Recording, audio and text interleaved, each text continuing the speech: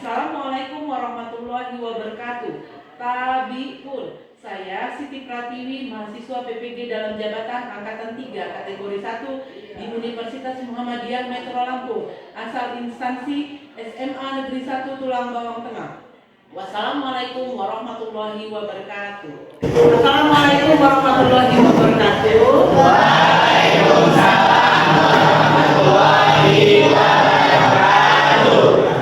Alhamdulillah, pada pagi hari ini kita semua berada dalam keadaan dengan walafiat ya.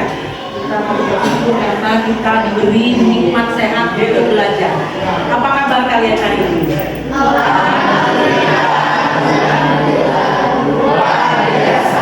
Baik, sebelum kita mulai pelajaran, ketua kelas, Ibu silakan mengirim doa.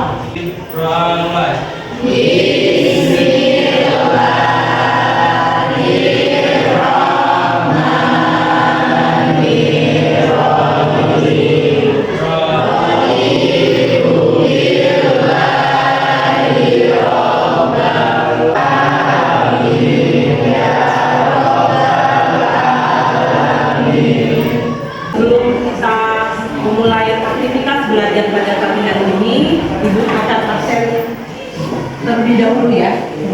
Abza Arman, Ainia, Kaila, Kaki Rahman Aziz.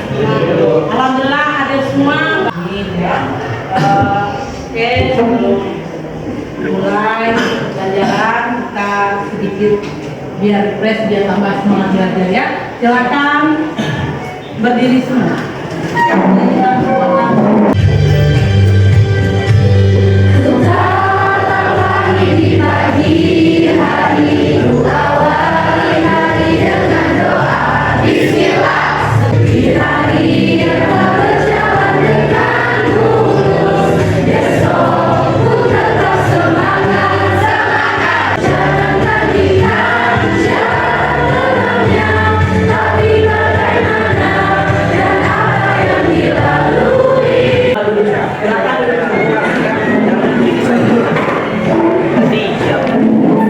Sebelum materi dimulai, Ibu ingin bertanya kepada kalian.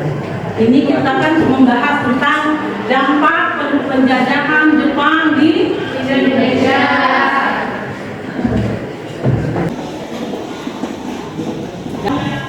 Yang bisa menjawab pertanyaan Ibu mau lempar jawaban. Jepang itu dalam hal industri pertanian itu cukup maju dibanding negara-negara lain, termasuk kita, Indonesia, dan Cina. Itu pertanyaan yang pertama. Yang kedua, kenapa sih tentara Jepang itu orang kita, khususnya di Jawa, itu disebutnya dengan pasukan kato? Ada yang mau menjawab? Apa ada? Karena di pertanian di Jepang itu sudah memakaikan teknologi yang canggih dan juga tanahnya yang subur karena tanahnya mengandung abu vulkanis. Mengandung abu vulkanis. Ada yang tahu lagi tidak? Kenapa sih industri pertanian di Jepang itu lebih maju daripada Indonesia, bahkan Cina? Aku jelaskan kenapa sih industri pertanian di Jepang itu cukup maju dibanding negara-negara lain. Yang pertama, ya, etos kerja orang Jepang itu tinggi. Jadi mereka ketika bekerja itu benar-benar dimanfaatkan untuk bekerja, tidak ada untuk waktu main handphone atau yang lain-lain. Yang kedua, perkembangan industri otomotif di Jepang itu sangat canggih, sangat bagus, sehingga berimbas kepada dampak pertanian. Di situ di Jepang mulai dari menanam, menyiram, bahkan memanen itu semua sudah menggunakan mesin, teknologi mesin semua. Bahkan untuk membaca sawah pun mereka, kalau kita kan bacanya hanya pakai tunggal ya, yang biasa tunggal. Kalau mereka harus sampai 6 bendera. Itu dampak dari perkembangan otomotif ya. Lalu berikutnya adalah pembagian warisan di Jepang beda dengan Indonesia. Kalau di Jepang itu rata-rata petaninya itu mempunyai 7 sampai 10 hektar sawah atau lahan pertanian. Di Jepang itu misalnya anaknya 4, tidak semua anaknya 4 ini dibagi tanah. Hanya yang mau melanjutkan usaha keluarga bertani itu tanahnya diwariskan kepada anaknya tersebut. Yang kedua, tadi Ibu bilang pasukan KT itu sebutan bagi tentara Jepang, itu khususnya di Jawa. Ada yang tidak tahu tidak? Kenapa tentara Jepang itu disebut dengan pasukan KT? Atau Okta? Karena tentara Jepang memiliki postur tubuh yang kecil. Karena tentara Jepang memiliki postur tubuh yang kecil.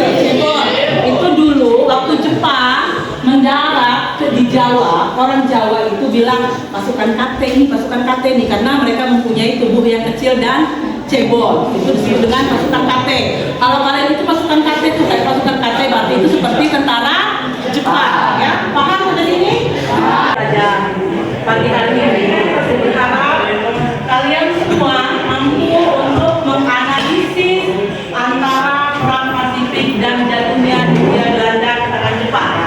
Yang kedua, nanti ada kegiatan membaca buku, mengamati gambar PPT, membaca bahan ajar, lalu nanti kalian searching pakai HP, ya.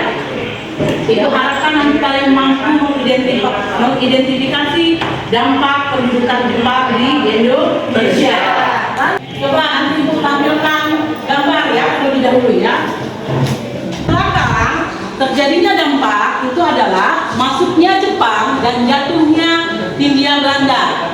Penjajahan Jepang di Indonesia itu berlangsung cukup singkat, hanya 3,5 tahun atau dari mulai tahun 1942 sampai dengan 1945, hanya 3,5 tahun ya kurang lebih. Penjajahan Jepang itu juga disebut sebagai penjajahan karena sifatnya eksploitatif. Di sini apa ada yang tahu eksploitatif?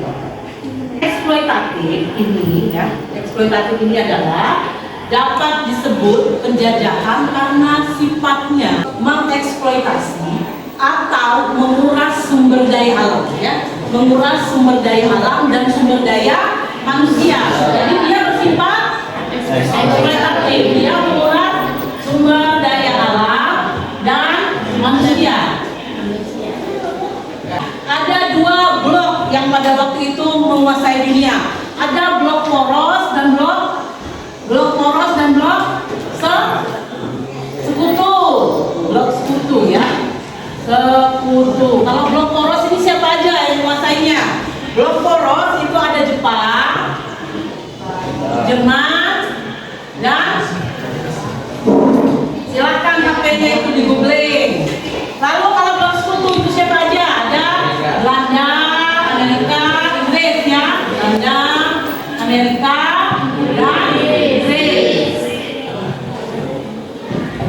Jadi kedua blok ini saling memperebutkan hegemoni kekuasaan. Mereka saling berebut untuk memiliki wilayah jajahannya masing-masing. Pada waktu itu ya, pada tahun 1441 ini Amerika ini kan bloknya Belanda, blok.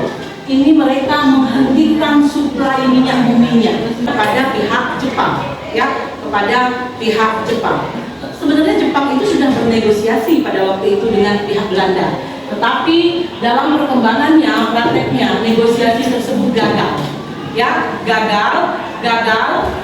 Oleh karenanya pada waktu itu Jepang menyerang Indonesia untuk mendapatkan sumber daya alamnya.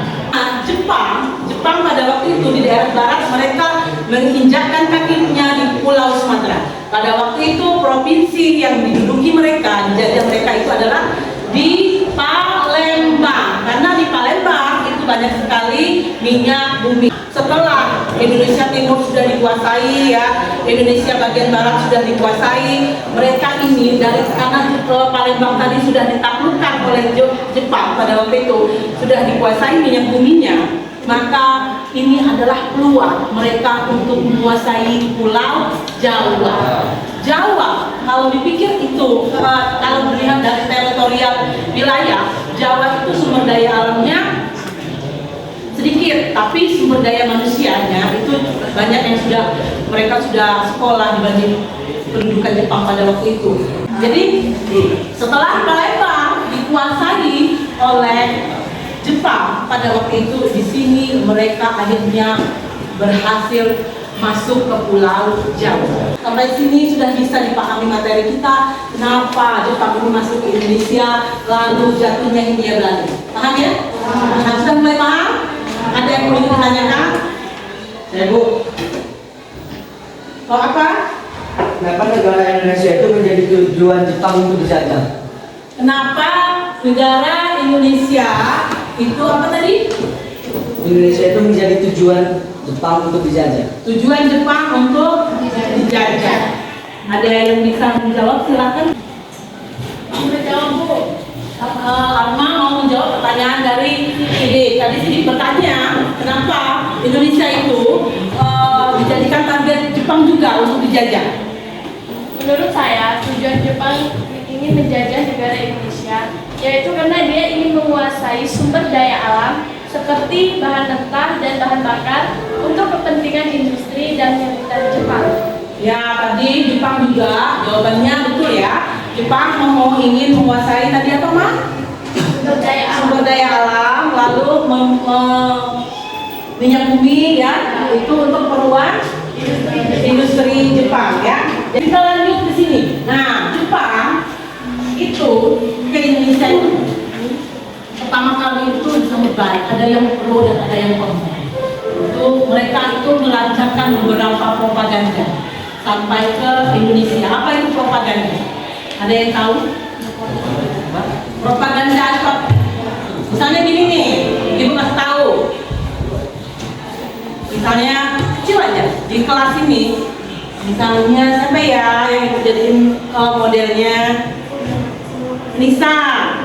Nisa ini disukai sama si Tolib. Lalu Tolib ini biar Nisa ini menyukai Tolib, macam-macam bujuk rayu. Itu termasuk dalam propaganda. Tapi ini propaganda positif ya, bukan negatif ya. Bujuk rayu atau namanya propaganda kepada bangsa Indonesia agar mereka bisa diterima dengan baik. Propaganda mereka apa pada waktu itu? Mereka itu dalam perang berbagai propaganda dilancarkan. Mereka melalui media surat kabar, lalu ada majalah, ada poster, ada sandiwara, ada film, ada siaran radio, hingga penguras suara yang dipasang di desa-desa.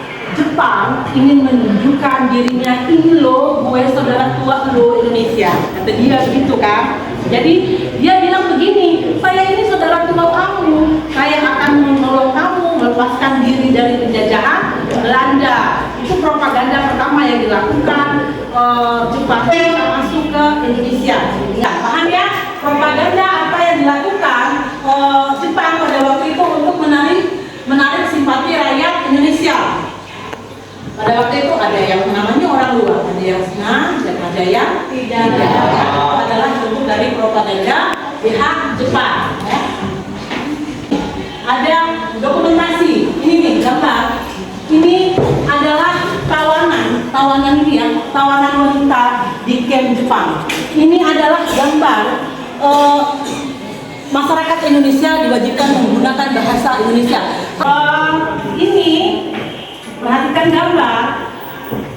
Jadi Jepang itu membawa dampak di berbagai bidang, ya. Ada di bidang sosial, misalnya itu dampaknya banyak. Ada di bidang pemerintahan. Nah, ini yang akan kalian bahas. Ini akan kalian lakukan secara berkelompok. Kadang akan dibagi kelompoknya. Itu berarti ini 1, 2, 3, 6 ya. Bagi kelompoknya itu berarti ini 1, 2, 3, 6 ya. Terusnya 1, 2, 3, 4. Lalu diulang lagi ya. Sekarang lakukan mulai dari email Jasper. 1, 2, 3, 4,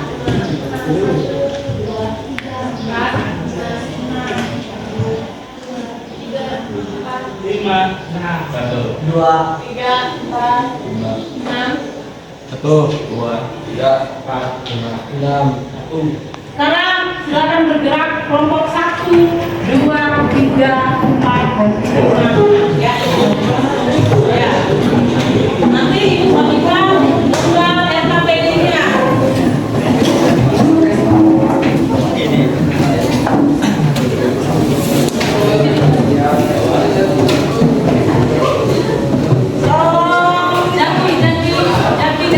bagikan buku setiap kelompok gampang lah ya.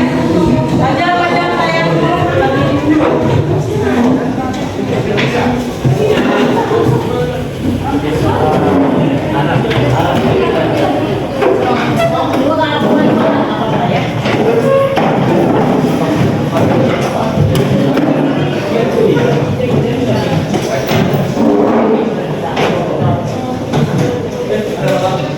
sesuai dengan kelompoknya masing-masing. Nah, coba ini ibu buat kita LKPD. Coba perhatikan sebentar. Biar tidak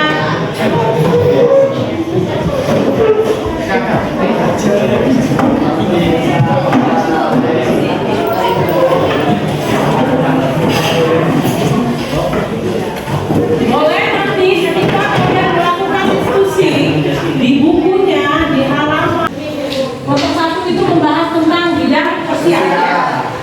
Bidang lima. Ya kan? Coba perhatikan. Bukalah matamu, saatnya meraih mimpimu.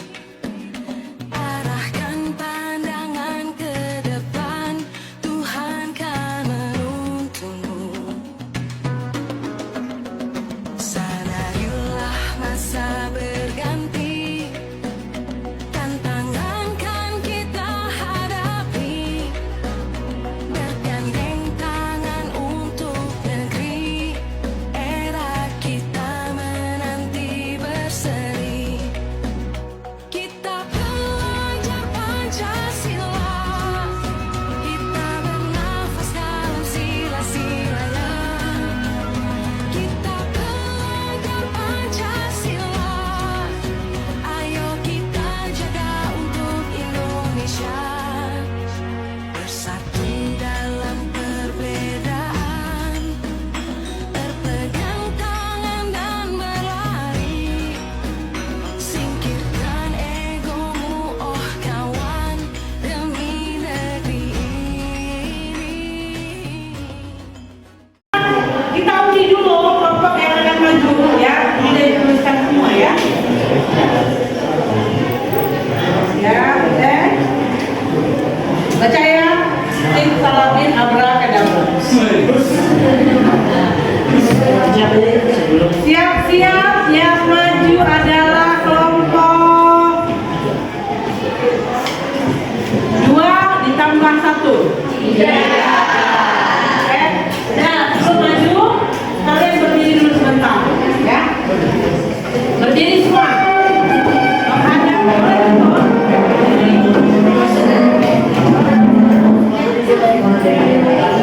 Berdiri ya, berdiri. Kita akan melakukan ice breaking panjang pendek. Coba perhatikan, ketika ibu bilang panjang, ya, kalian pendekkan. Ketika ibu bilang pendek, kalian panjangkan. Ini adalah untuk melatih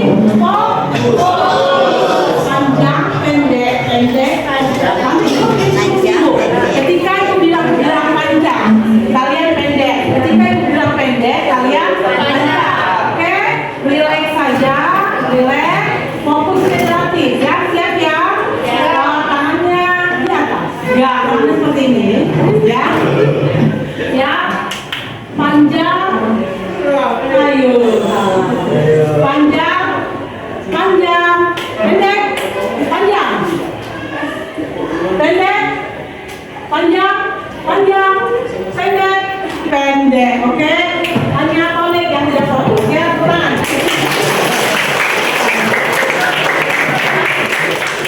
Oke, silakan kelompok 3 untuk melakukan presentasi.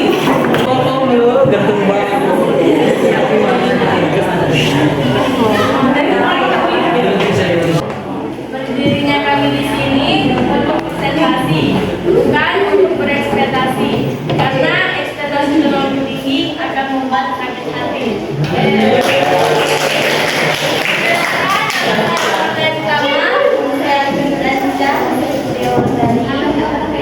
Nama saya Zaki Lamantis. Di sini kami akan mempresentasikan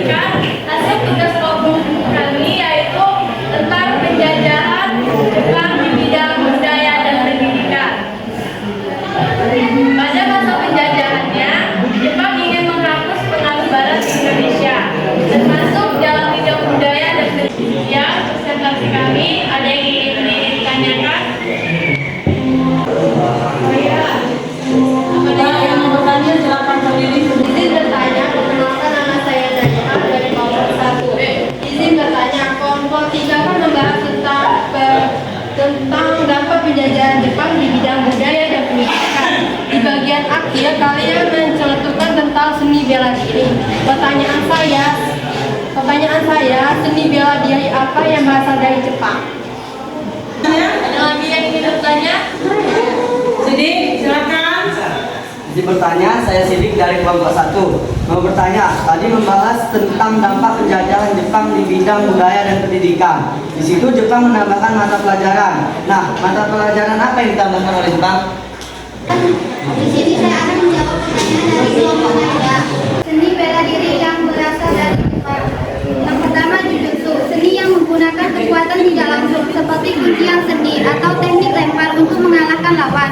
Yang kedua, Sojutsu adalah seni bertarung Jepang dengan tombak. Yang ketiga, Hinabi no Jutsu, yaitu keterampilan mereka sebagai penyusup, pengintai, agen rahasia dan mata-mata.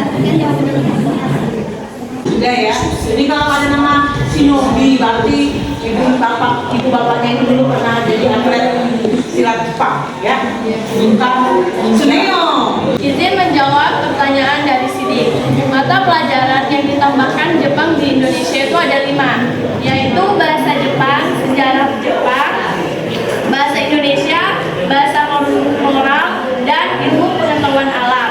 Nah, mata pelajaran ini ditambahkan dengan tujuan mengubah sistem pendidikan sesuai dengan kebutuhan Jepang dan untuk menciptakan generasi muda yang pro Jepang. Ya. Apakah jelas? Soto bareng mantan. Krisna, terima kasih sudah mendengarkan presentasi kami yang sungguh mempesona. Saya Regi.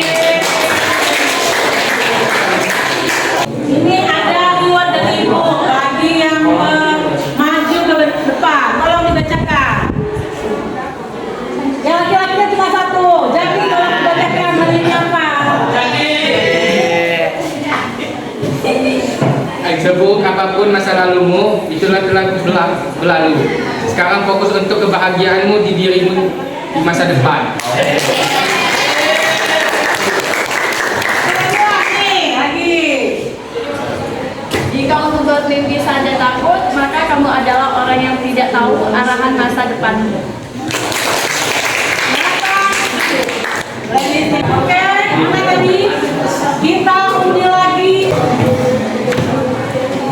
Number 4. Nomor 4 siapa?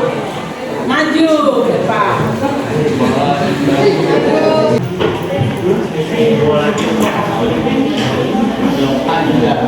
Assalamualaikum warahmatullahi wabarakatuh. Selamat pagi semuanya. Berdirinya saya di sini untuk menyampaikan presentasi hasil tugas diskusi saya, juga untuk mengungkapkan perasaan saya ke dia. Perkenalkan, saya jadi Nata. Dan saya Abdul Rahman. Di sini kita akan mempresentasikan tugas kami tentang dampak penjajahan di bidang militer. Dampak penjajahan Jepang di bidang militer adalah sebagai berikut. Jepang memberikan pelatihan militer, seni militer kepada pemuda Indonesia. Baiklah, kita buka untuk sesi tanya jawab. Dipersilakan untuk Ada yang bertanya langsung ya, Nanda ya? Izin bertanya, saya Kenanda dari kelompok 5. Tadi kalian membahas tentang di bidang militer. Di situ kalian jelaskan tentang organisasi pemuda bentukan Jepang. Tolong jelaskan. Silakan dulu. Izin menjawab pertanyaan dari Fernanda yang bertanya tentang organisasi pemuda bentukan Jepang.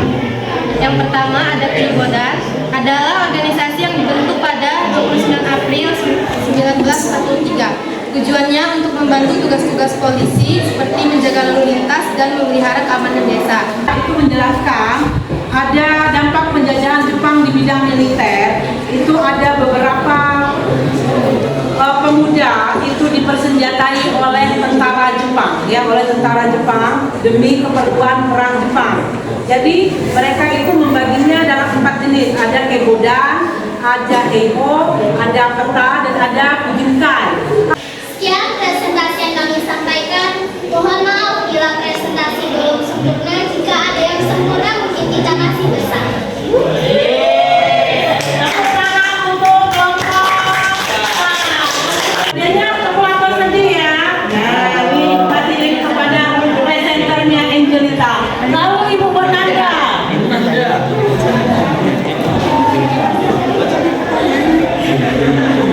Dibacakan dulu, dibacakan maju Cak. Maju.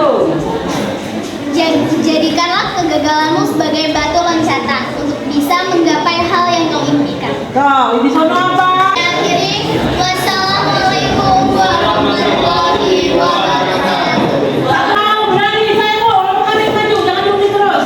Oke? Selanjutnya, dampak penjajahan Jepang di Indonesia itu tidak hanya membawa dampak tadi di bidang militer, pemerintah, lalu di bidang budaya, lalu di bidang yang lainnya ya. Ada yang mau bertanya tidak sejauh ini? Sebelum kita melakukan proses, ada yang mau bertanya? Oh, si Suhada, silakan Suhada berdiri. Kan selain dampak sosial, ekonomi, militer, apakah ada dampak lainnya yang positif atau negatif? Oh, jadi selain tadi dampak yang kita diskusikan, apakah ada dampak sisi positifnya dan sisi negatifnya? Ya, ada lagi.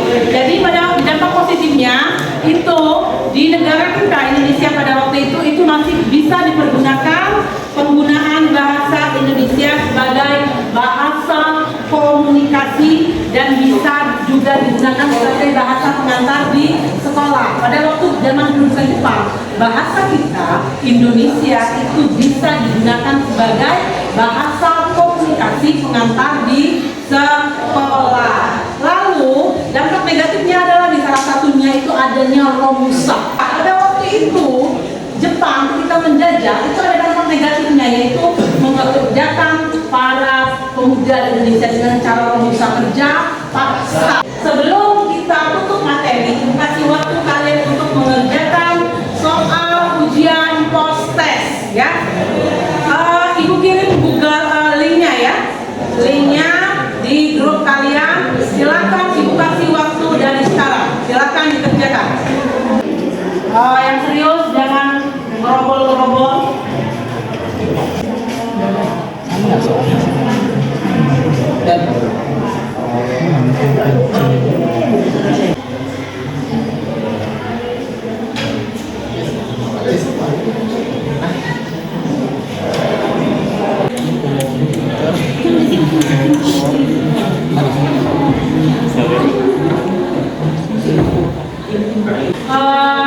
Sebelum kita tutup, Ibu mau kasih kalian sebuah refleksi ya.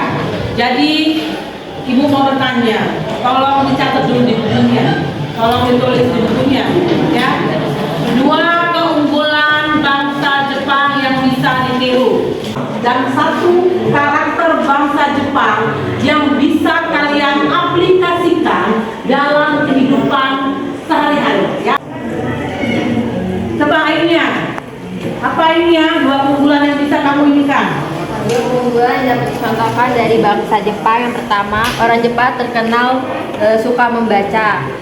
Yang kedua, mereka dididik buat berdikari atau mandiri semenjak kecil. Karakternya apa yang bisa kalian contoh sehari-hari selain tadi? Karakter orang Jepang yang bisa kalian aplikasikan dalam kehidupan sehari-hari? Disiplin dan bekerja keras. Ada lagi? Menjaga tradisi serta menghormati orang tua. Ya, menjaga